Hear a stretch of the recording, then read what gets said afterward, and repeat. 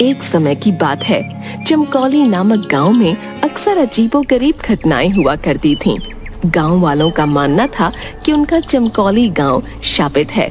जब भी कोई गांव वाला गांव के जंगल में जाता तो वो जिंदा नहीं बचता।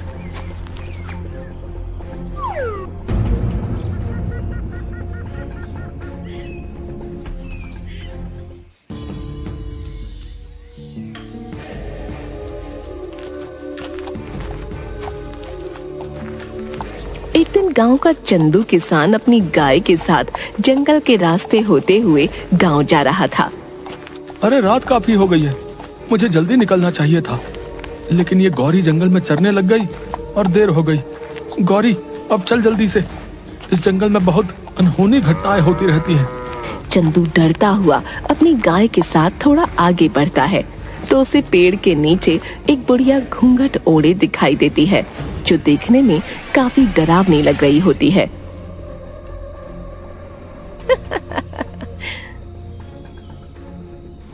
ओह, अच्छा तो तुम आ ही गए। अच्छा हुआ कोई तो इस जंगल में आया। बहुत दिन हो गए किसी इंसान का खून नहीं पिया। आज तो मजा आ जाएगा, शिकार खुद चल कर आया है। कौन हो तुम? हमें जाने दो, हमको अपने गांव जाना है।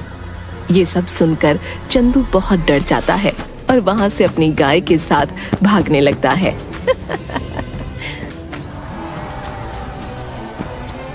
भाग, अरे तेज भाग मेरी गौरी, नहीं तो आज हम दोनों नहीं बच पाएंगे। तभी वो घूंघट वाली बुढ़िया उसके सामने आ जाती है।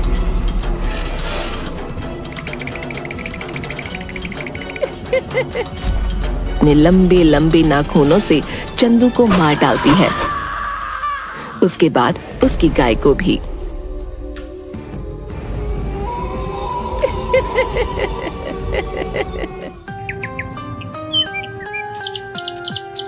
अगली सुबह ये खबर गांव वालों को पता चलती है।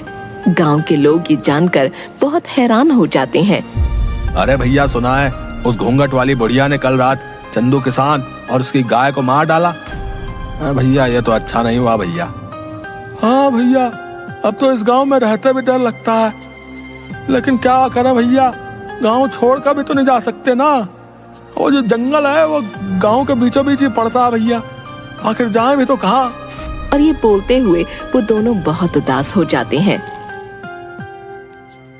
चंदू के मरने की खबर उसके घर पहुंचती है।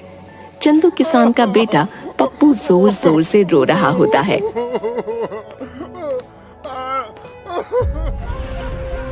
अरे अरे, अब बस भी कर दे रोना तू। तेरा बाप तो तुझे छोड़कर चलता बना मेरे ऊपर। आखिर मैं कहाँ से खिलाऊंगी तुझे रोटी? मेरा तो खुद एक बेटा है और तेरे बाबा जो आज तक एक पैसा भी नहीं जोड़ पाए छोड़ गए तुझे मेरे ऊपर। नहीं नहीं, अब मैं तुझे अपने पास नहीं रख सकती। हाँ, निकल जाए यहाँ से। अरे हाँ माँ, निकालो इसे यहाँ से। पिताजी का सबसे लाडला बना फिरता था, अब आएगा मजा। अरे नहीं नहीं माँ, ऐसा मत कीजिए, मैं आखिर कहाँ जाऊंगा माँ? ऐसा मत कीजिए माँ, पिताजी के बाद अब आप ही मेरा सहारा है माँ। अरे वो सब मैं कुछ नहीं जानती, समझा? तुझे इस घर से जाना ही होगा, जा यहाँ से। जिसके बाद पप्पू वहां से बड़े उदास मन से चल देता है।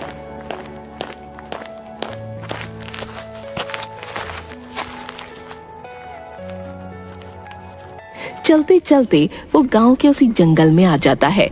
जैसे ही पप्पू अंदर जंगल में जाता है, उसे डरावनी आवाजें सुनाई देने लगती हैं। वो बहुत डर जाता है।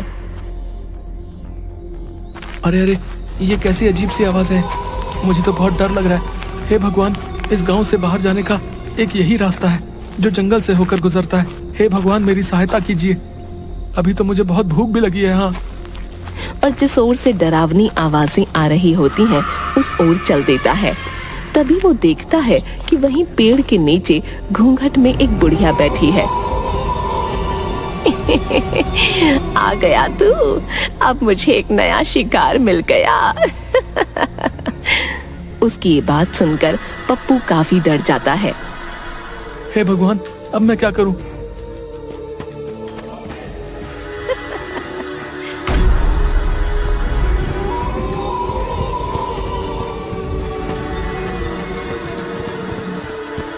तभी भागते भागते पप्पू एक गड्ढे में गिर जाता है।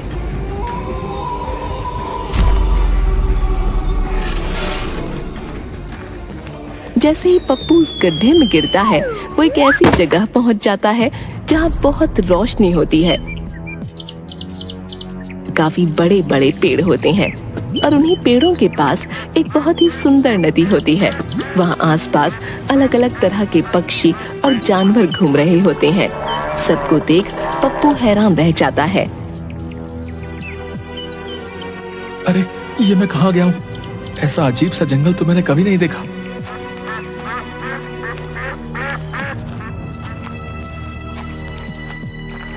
तभी वो थोड़ी दूर चलता है कि उस जंगल में गांव के वो लोग जो मर गए थे पेड़ से बंधे थे और साथ में पप्पू के बाबा भी थे। पप्पू ये देखकर हैरान रह जाता है और अपने बाबा के पास आ जाता है। अरे बाबा, आप जिंदा हैं? आपको पता है, मुझे लगा था मैंने आपको खो दिया, लेकिन आप तो जिंदा हैं। लेकिन आप यहाँ कैसे आए? पप्पू की इन बातों का उसके बाबा पर कोई असर नहीं हो रहा था। अरे बाबा, आप बोलते क्यों नहीं? तभी पप्पू के पास एक अजीब सा दिखने वाला आदमी आता है जिसकी 3 आंखें होती हैं। पप्पू उसे देखकर हैरान हो जाता है। अरे बेटा, तुम मुझसे डरो मत, मैं तुम्हें कुछ भी नहीं करूंगा। इस जादुई जंगल में आसानी से कोई नहीं आ सकता। अगर तुम यहाँ आए हो तो जरूर तुम में कोई खास बात अवश्य है। लेकिन आप कौन हैं? और यहाँ पर मेरे गांव के वो सारे लोग मौजूद हैं जो मर गए थे, यहाँ तक कि मेरे बाबा भी। मेरी तो कुछ समझ नहीं आ रहा है। बेटा, मैं इस जंगल में कई वर्षों से तपस्या कर रहा था कि अचानक एक दिन यहाँ पर एक औरत जो पिशाचिनी थी वो आ गई। कई वर्षों की तपस्या के बाद मुझे एक मंत्र मिला जिससे मैं सबसे शक्तिशाली हो सकता था और हमेशा के लिए अमर भी।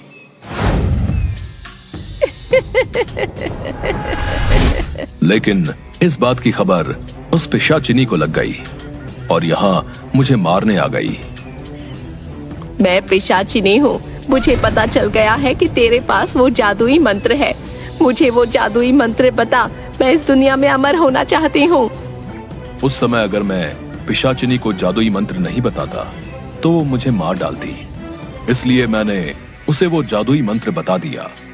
लेकिन क्योंकि वो एक पिशाचिनी औरत थी, इसलिए उसे अमर होने के लिए उस जादुई मंत्र के साथ साथ कुछ लोगों के खून की भी जरूरत थी, जिनका खून पीकर वो अमर हो सकती थी।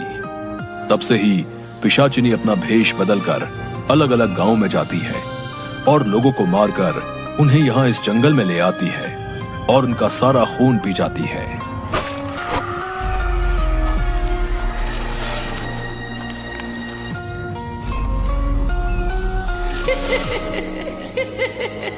तीन आंखों वाले आदमी की ये बात सुनकर दंग रह जाता है। तो क्या अब मेरे बाबा और मेरे गांव के सभी लोग कभी जिंदा नहीं हो पाएंगे? बेटा, जिंदा हो सकते हैं, लेकिन इसके लिए तुम्हें एक कठिन राह से गुजरना होगा। वो घूंघट वाली औरत ही पिशाचिनी है जो तुम्हारे गांव के लोगों को मारा करती है। अब बस उसे कुछ ही लोगों के खून की जरूरत है, जिसके बाद वो उस जादुई मंत्र से अमर हो जाएगी। अगर ऐसा हुआ तो तुम कभी भी अपने पिता और बाकी गांव वालों को कभी जिंदा नहीं कर पाओगे। सिर्फ एक ही रास्ता है जो उस घूंघट वाली पिशाचिनी को अमर होने से रोक सकता है, लेकिन राह बहुत कठिन है। मुझे वो राह बताएं। मैं अपने बाबा और गांव वालों को फिर से जिंदा करना चाहता हूँ। बताएं मुझे क्या करना होगा। तभी वो 3 आंख वाला आदमी पप्पू को एक जल का लोटा देता है। पप्पू, इस सिद्ध जल के कलश को लेकर तुम्हें उस पिशाचिनी के पास जंगल में जाना होगा और जिस वृक्ष के नीचे वो अपने शिकार का इंतजार करती है, उसी वृक्ष के ऊपर एक उल्लू निवास करता है। उसी उल्लू में उस पिशाचिनी के प्राण हैं। अगर उस उल्लू के ऊपर तुम इस सिद्ध जल को छिड़क दो तो उसका अंत निश्चित है। आप मुझ पर भरोसा करें, मैं अपने बाबा और गांव वालों के लिए अपने प्राणों से खेल जाऊंगा। कलश लेकर तो तुम जाओगे, लेकिन ध्यान रहे, ये कलश अगर गलती से पिशाचिनी ने छू लिया तो इसकी सारी शक्ति खत्म हो जाएगी।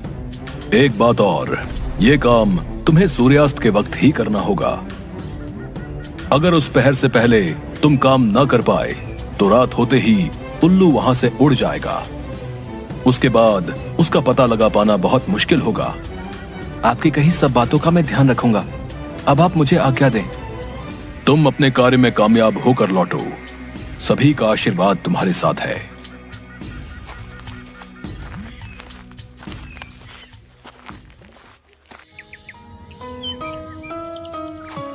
उसके बाद पप्पू जंगल में ठीक उसी जगह सूर्यास्त से पहले पहुंच जाता है।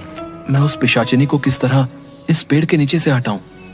अगर मैं इसके सामने गया तो ये मेरे पीछे पड़ जाएगी और इस कलश को भी तोड़ना चाहेगी। हे भगवान, मेरी मदद करो। तभी उसके सामने उसकी गाय गौरी, जिसको पिशाचिनी ने मार दिया होता है, वो आ जाती है। अरे गौरी, तुम आ गई। हाँ पप्पू, मैं तुम्हारी मदद करने आई हूँ।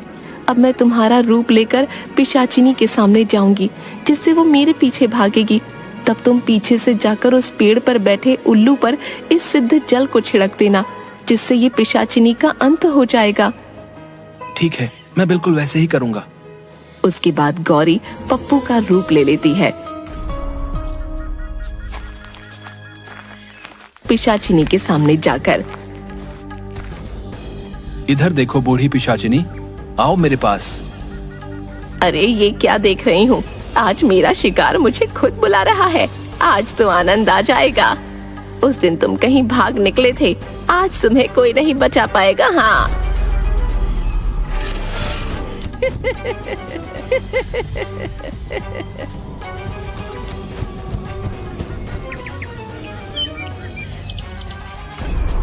सूर्यास्त होने ही वाला है। यही वक्त है जब मुझे उस उल्लू पर जल छिड़ककर इस पिशाचिनी का अंत करना होगा। पप्पू झट से उस पेड़ पर चढ़ जाता है और देखता है कि एक बहुत भयानक सा उल्लू पेड़ की डाल पर बैठा हुआ है।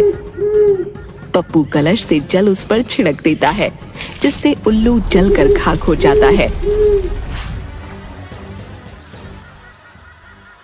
और वहीं दूसरी ओर पिशाचिनी गौरी के पीछे भागते हुए जलने लगती है। अरे ये क्या हो रहा है? मेरा शरीर कैसे जल रहा है? धोखा, मेरे साथ धोखा हुआ है। आ, आ, आ, नहीं, किसी को नहीं छोड़ूंगी, बचाओ।